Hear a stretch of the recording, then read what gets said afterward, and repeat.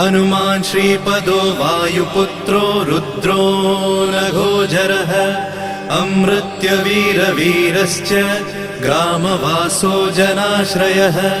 धनदो निर्गुणः शूरो वीरो निधिपतिर्मुनिः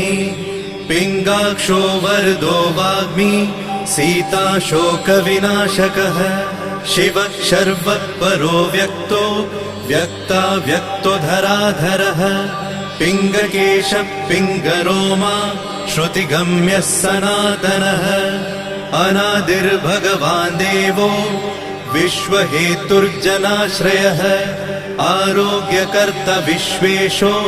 विश्वनाथो हरीश्वरः भर्गो रामो रामभक्तः कल्याणप्रकृतिस्थिरः विश्वम्भरो विश्वमूर्तिर्